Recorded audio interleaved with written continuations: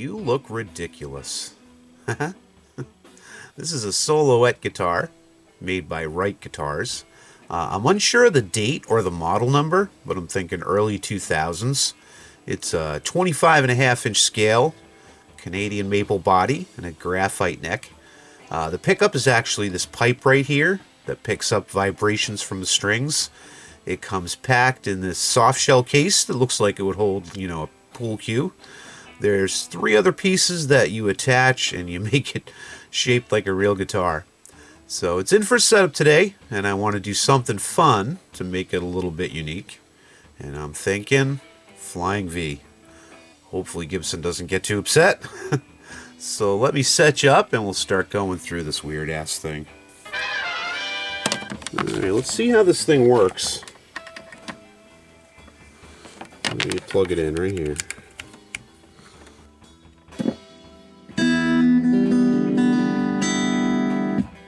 Good. A little clippiness in there. Clean that pot out, hopefully from the top. But yeah, it sounds good. All right. So there aren't many adjustments on this thing. The bridge height is set by a couple shims underneath the pickup here. And the action's a bit high, so I'm going to loosen the strings and pull one of those out and see if I can bring the action down a little bit without creating a lot of buzz, because the only buzz I can create is on a fretboard. It also gets strung backwards from the headstock down, and really a lot of tension it looks like on these. I'm going to see if I can tie them a little bit differently so that it's not such a hard trajectory.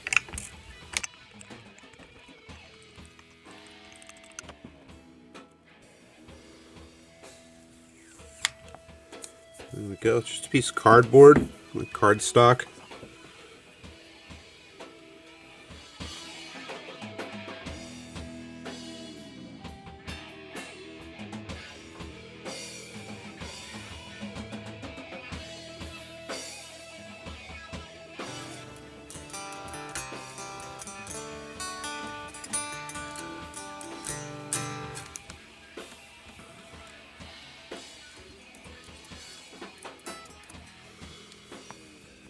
Alright, the action is much lower. I'm probably going to package this. Actually, that's a piece of, that's a real thin piece of wood. I'm going to package this back into the pool cue case for safekeeping, for if that needs to come back up, say in the spring or the summer, then we know where it is.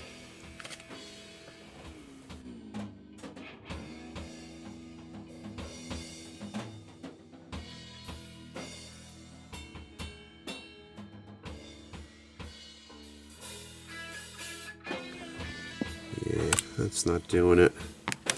Probably gonna have to go in. Let's do that. Alright, what say you? Pots or an electronics board?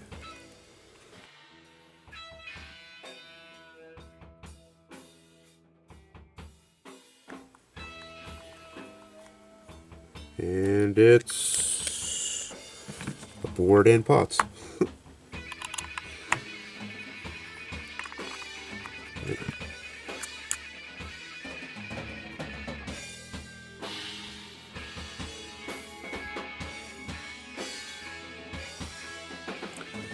Test the battery while we're in here.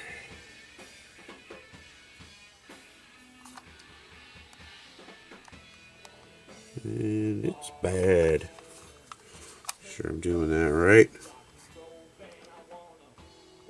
Well, it's good, but it's low. Yeah, it's good, but it's low. Let's change it.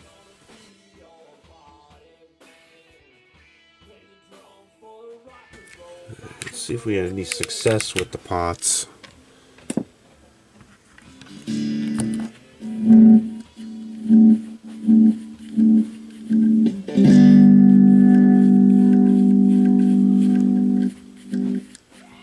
Much better. No clipping at all. Alright, let's button this back up. Don't need to be in here any longer.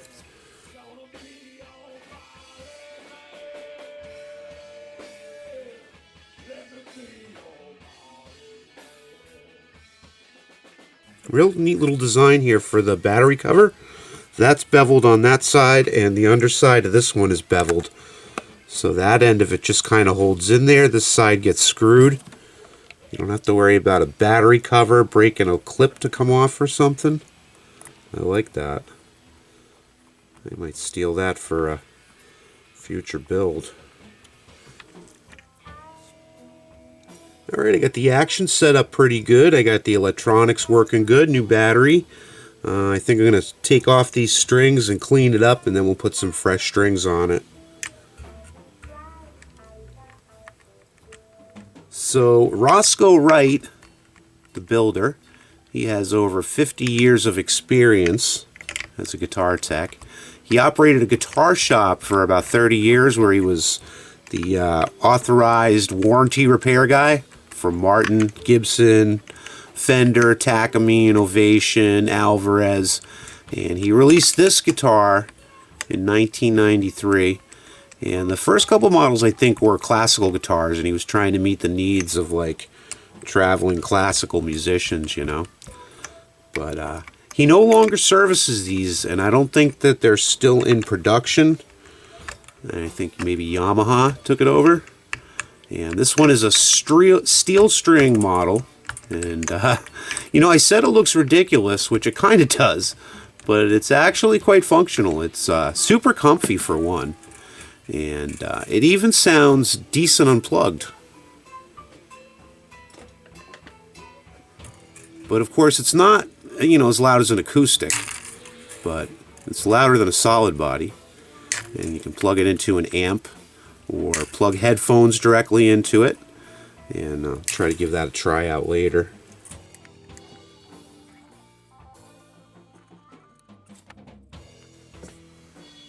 Yeah, the trajectory that these strings go in leave a lot to be desired.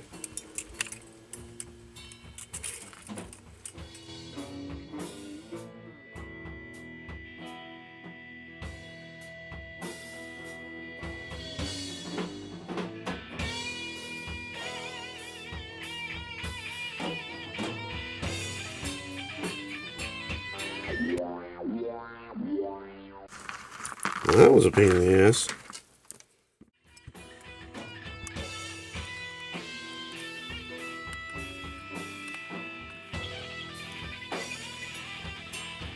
These things just looked loose to me, and sure enough they were.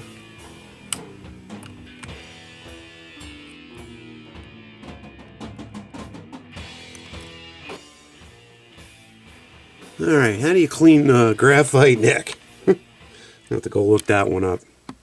So I was looking up how to clean a graphite neck, and general consensus is some mild detergent mixed in water. Wipe it down, clean up what you need to clean up, and then wipe it down with water again.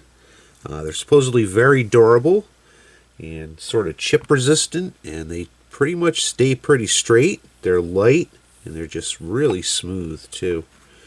So I opted for some Dawn. It works good for the little duckies, right? And we'll just get a little bit on there. I didn't use much, just like put a little on my finger. I washed most of it off and then put it with the warm water into that cup.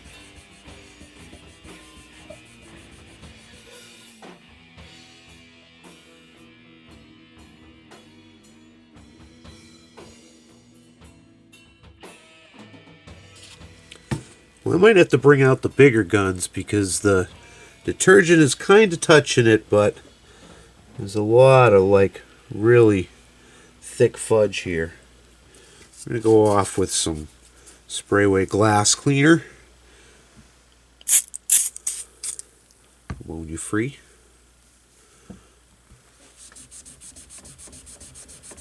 A lot of people say to use Windex. That's what I kept seeing in the comments. And I hate Windex.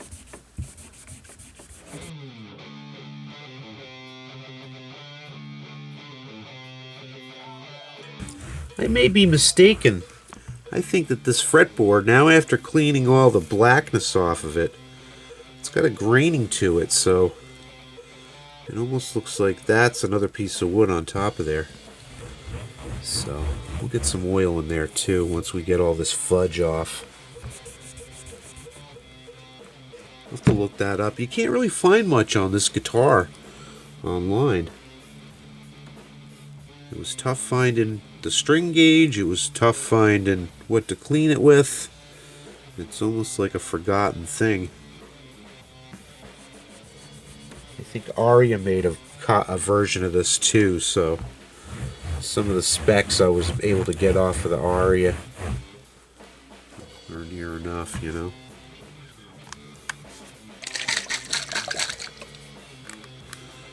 Let's get some wax on there then, if it's mineral oils and orange oil and all the oils and all the vitamins your fretboard needs. Good. Way too much. Perfect.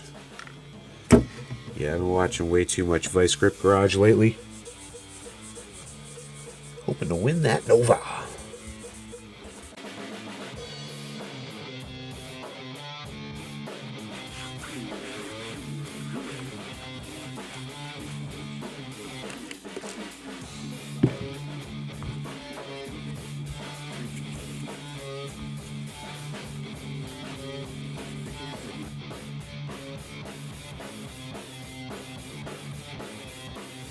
So it was tough to find any specs on this thing, but I finally found that it might have shipped with D'Addario 1150s. I don't think my dude likes 11s, but I know he totally digs these D'Addario 10s. They're phosphor bronze, EJ15s. Fortunately, I had two fresh sets here, so I put those on. And this graphic neck is like slicker than puppy shit. Smooth as silk sheets.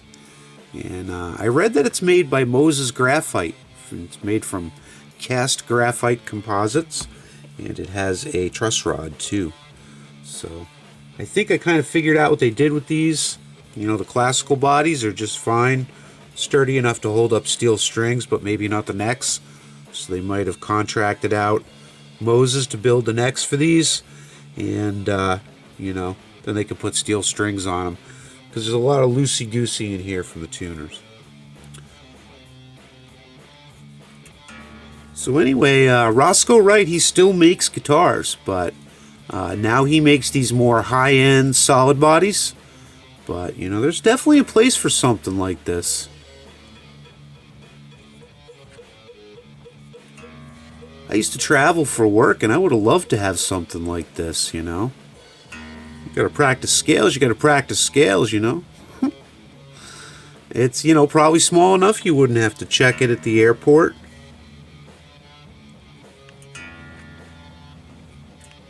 And you don't even need the extensions here, you know, to put on there. It feels fine without those. Just kind of bury yourself into the couch with it, you know.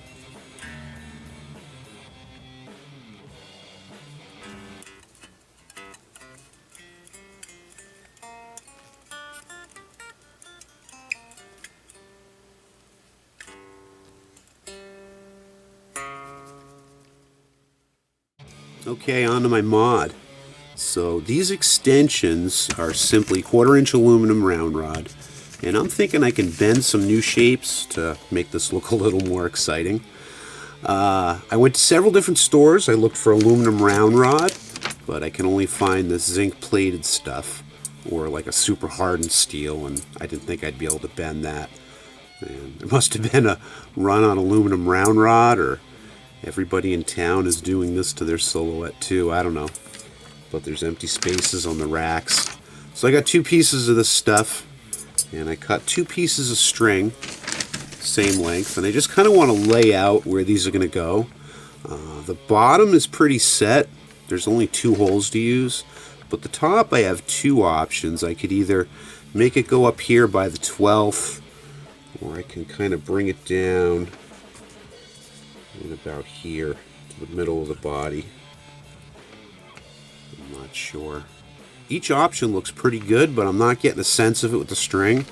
So I think I'm going to trace out the guitar shape, and then sketch where I want these to go in the two different options. I could take some pictures, stand back, and kind of see, you know, which one more appeals to me. So let's do that.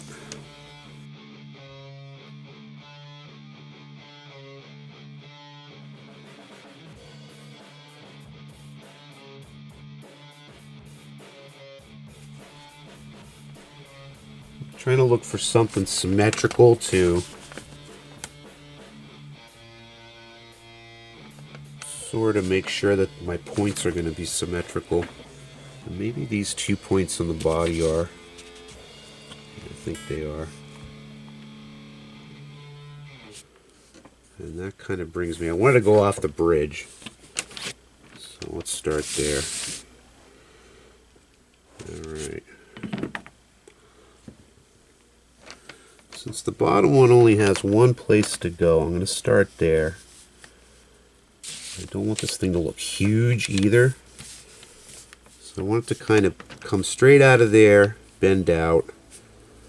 Maybe a little curve there if I could, and then straight down to this bend. And then up into here. That looks pretty long to me. And I want some slack for my bends. I think I'm going to lose some, you know, inches when I go around those bends. And I might even want it a little bit smaller. I don't want it too unwieldy.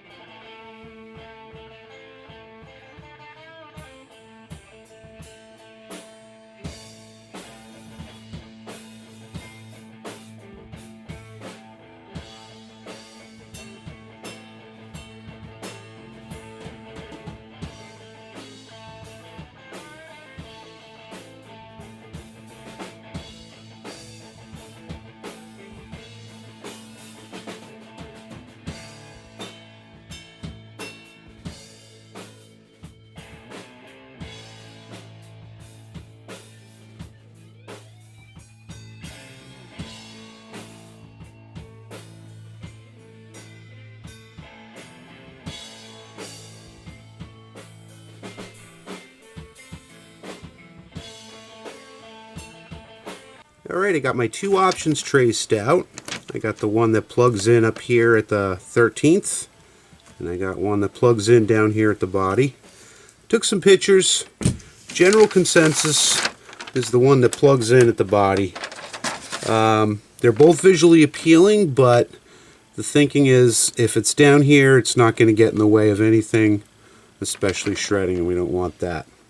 So I think I'm ready to start bending this stuff up. I think one of the first things I want to do is try to get a straight edge, like a marker line down one edge. That way when I'm bending it, I can try to keep it flat. I'll know what angle I'm bending on, and you know, just keep it from going racked, because that would suck. I got my propane torch, which I don't know it's going to do much for me. Hopefully it's a help. My gloves. I got some hammers and stuff. I want to try to avoid those. I don't want hammer marks or kinks if I can help it. I'm okay with a couple kinks up here and down here, but I don't want these getting kinked. I want them to have a nice tight, you know, curve. So I got a aluminum flashlight. I could try to bend around that. That's all busted up. And a ratchet, air ratchet, that doesn't work either. I got a bunch of different diameters I can bend to on this, so maybe that'll work. I don't know. Use what you got, right? So I'm gonna get to bed. Get this thing flying, V'ing. What's the sound?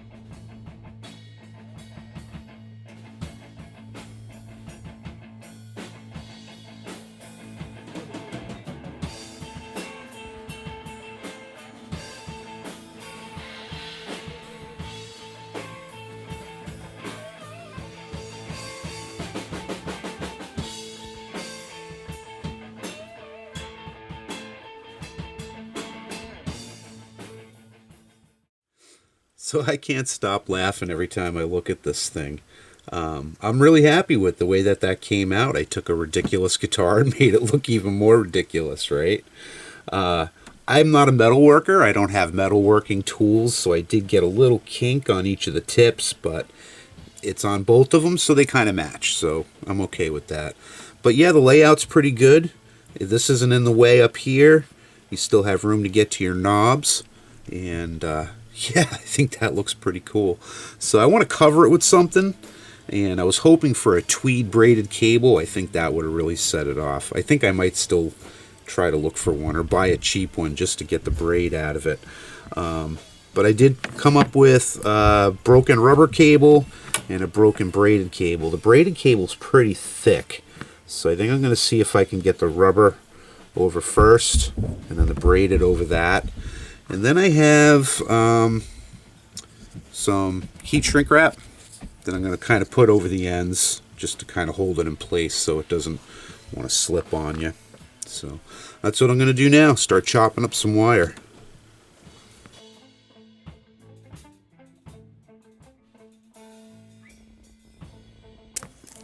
Very useful cable tie on there. Keep that.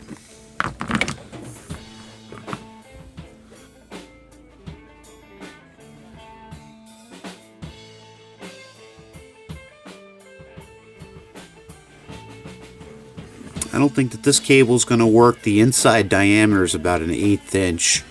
I would never get that over that, so let's hope I have better luck with just the braided.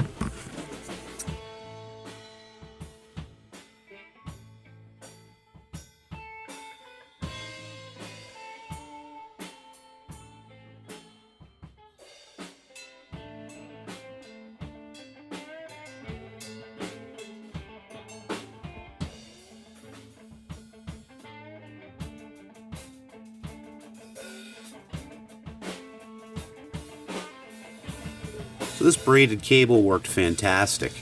The heat shrink wrap worked great too. It really adhered to the braided cable, but not so much to the rod. So I slid it back a little bit, put a little dab of super glue, pushed it back into place, and I think that's going to hold it just fine. You can still get to the knobs easily enough, and yeah, I think that's going to work pretty good.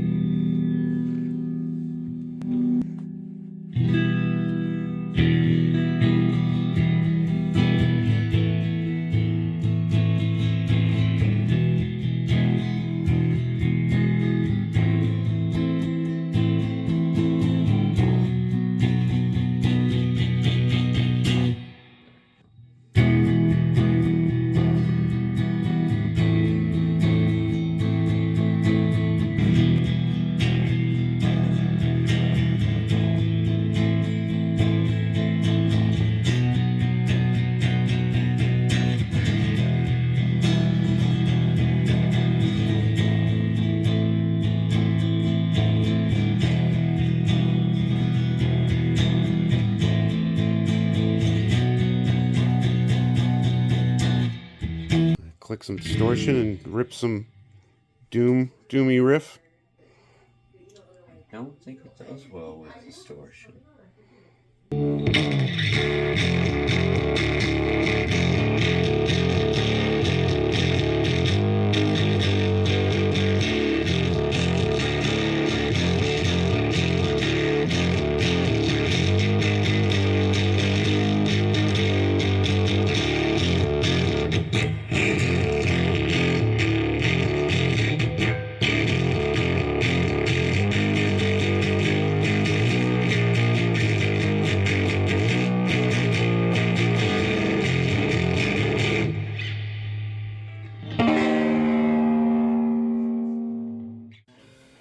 Well, when I was a kid, Weird Al told me to dare to be stupid.